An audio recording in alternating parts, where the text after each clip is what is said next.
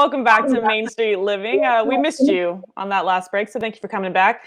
I'm really excited about our next segment here, guys, because something I love to do when I'm maybe not feeling my best is helping others and focusing on others instead of myself.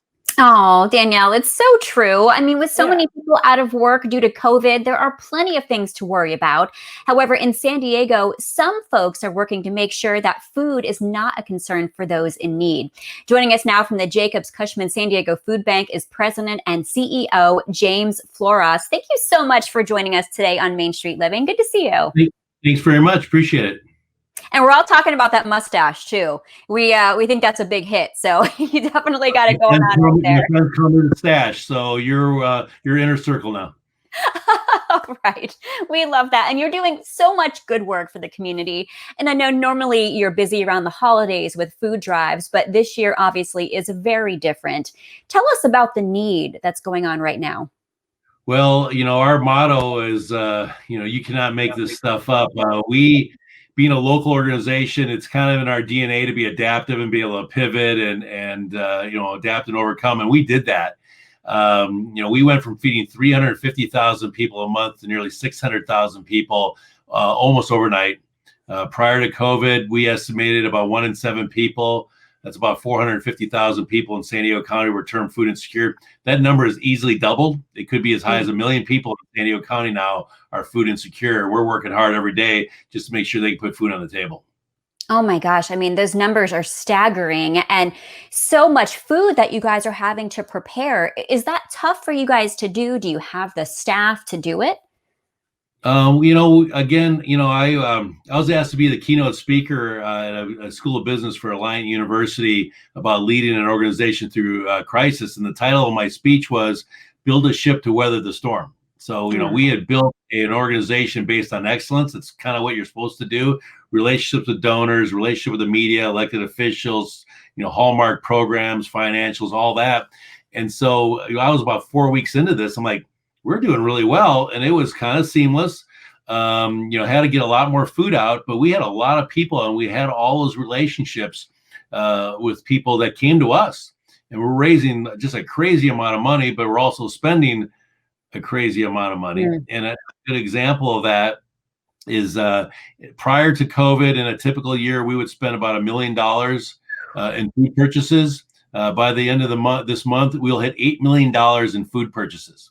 And that's my gosh. I can't even believe those numbers that you're saying. And thank goodness people are stepping up. And that's one thing the pandemic is doing, is it's bringing out the good in a lot of people. And how can people get involved and volunteer? Because I'm sure you could always use more help. Well, a couple things. If people want to be part of the solution, I would tell them to go to san diegofoodbank.org. We still need volunteers. We had to shift our volunteer program because actually volunteers are an integral part of our supply chain. What volunteers are doing today is going to be part of a distribution tomorrow, where all our groups cancel immediately. So we had to call out for individuals, and we had to cut our shift sizes in half because of social spacing and all that. We're exempt from the executive order, so anybody associated with us is exempt from the shelter in place mandate.